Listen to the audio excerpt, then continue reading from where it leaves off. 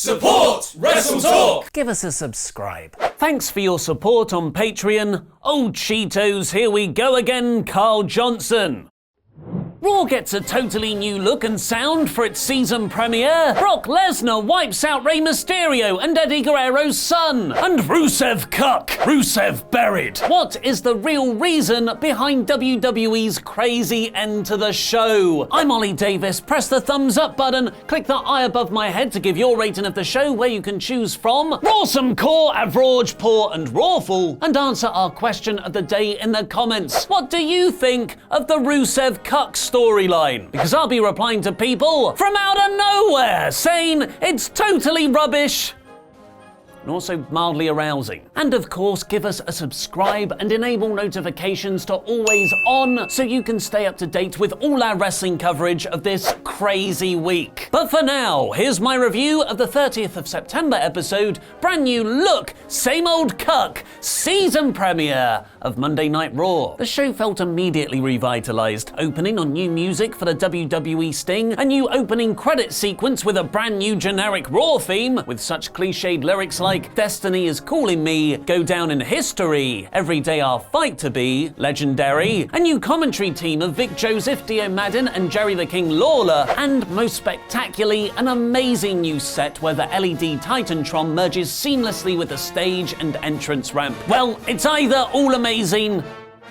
or just different. It's hard to tell sometimes. Is it a good set or just a different set? Is Vic Joseph good or actually pretty similar to Michael Cole? I don't care, there's pyro! It all helped Raw feel fresh and genuinely like a season premiere, but it was the camera work and editing pace that was the biggest difference for me. The crash zooms were minimized, the cutting rate was slowed down, the cinematography was a lot more cinematic. This was a significantly less obnoxious production than what Kevin Dunn has made it over the years. The first segment saw Rey Mysterio cut an in-ring promo about how he'll win the Universal title tonight for Rey Mysterio Jr., aka Dominic, who was watching from the front row. Sadly for Mysterio, Brock Lesnar had something else in mind, mainly F5s, where he came down and attacked Rey for not really any reason, pulled little Dom out of the crowd and beat him up too. This was an awesome angle that really connected, mainly thanks to Rey's fantastic selling over his son being annihilated in front of him. The two left the arena to a local medical facility, and Paul Heyman later blamed it all on Vince McMahon for booking Brock on a show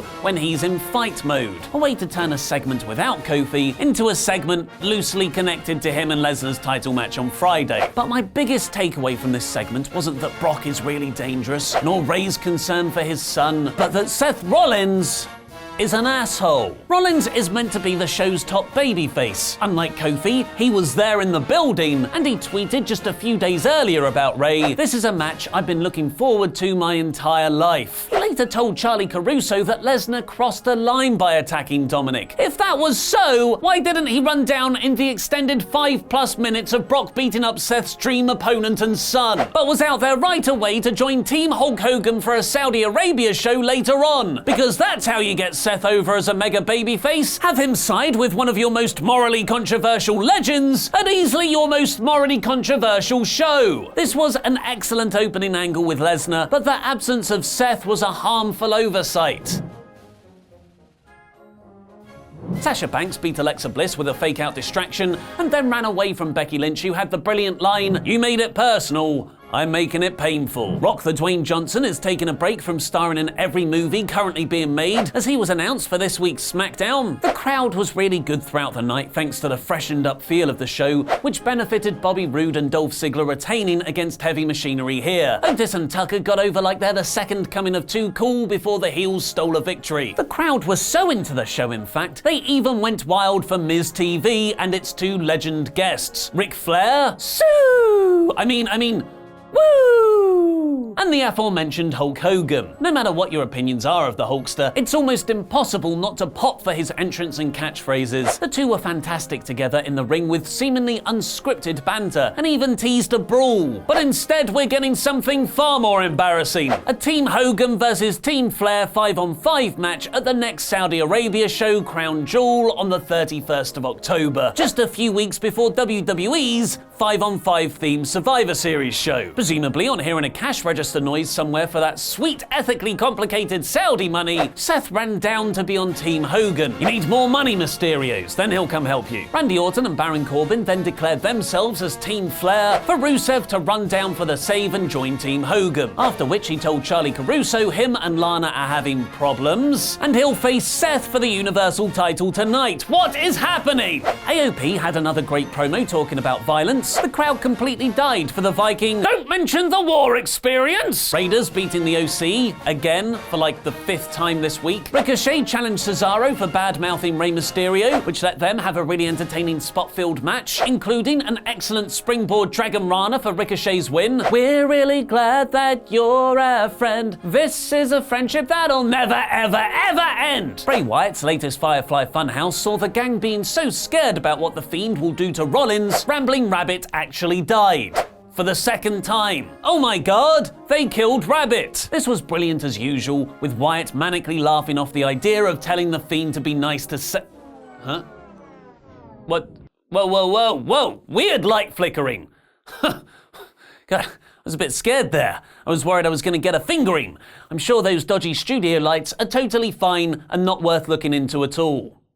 AJ Styles beat Cedric Alexander in 5 minutes of good action, but Cedric lost all momentum 2 weeks ago, and yet another loss didn't help. Lacey Evans beat Natalya in the seeming blow-off to their rivalry from the last month, with Vic Joseph calling the post-match women's right the final stamp to their feud. Nothing spectacular, but a very solid mid-card feud for Evans. The exact stuff they should have been doing to build her up at the start of the year, rather than a catwalk gimmick that never got over. And then we got one of the weirdest main events in recent times.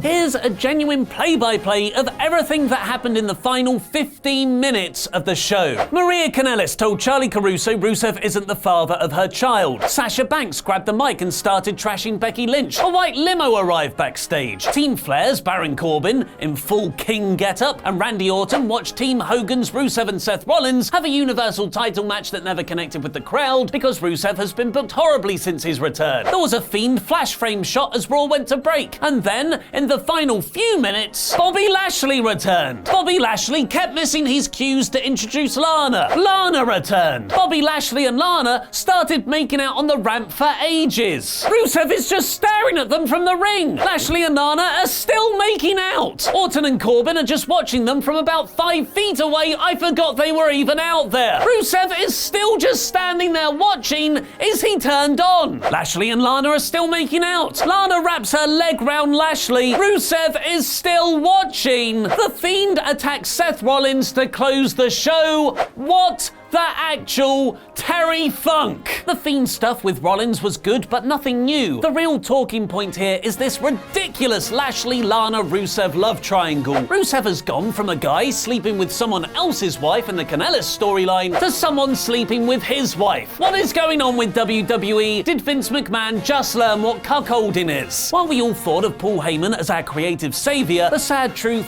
is he has bad points like anyone else. And one of those is a very hit and miss track record of over-the-top Jerry Springer-style storylines. Just like the Kanellis stuff that he was reportedly behind, it now seems like Rusev is the latest victim of the sensationalism and sex equaling ratings method, which I'm fine with if it's a good storyline, but we haven't seen Lashley, Lana, and Rusev on TV for months, so there's no substance beneath these very surface-level shocks. But I suppose that's what happens when you grow a porn-worthy mustache. You will eventually end up doing some cuckold stuff. The last few weeks appear to be an intentional burial of Rusev, who, despite getting a main event storyline here, has been completely undermined as a credible star. The parallels with the Kanellis are strong. They re-signed with WWE in July and then told management Maria was pregnant. Coincidentally, just a week later, Mike was buried into the center of the earth with a storyline about him not being the child's real father, and has been squashed in every match since. Rusev and Lana, for comparison, haven't been around since April and have spoken very very publicly about their creative frustrations with the company during their hiatus. Now, after a hashtag 3-week push, Rusev has his own cuckold storyline and has been completely undermined as a serious threat on TV. While it's unknown if they've re-signed with WWE, Dave Meltzer reported back in June that their contracts expire relatively soon, meaning this could just be WWE's way of devaluing the couple before they leave. This was a bad Hell in a Cell Go Home show, as it built practically everything else apart from the pay-per-view, a bad night for Seth Rollins' babyface character, and the worst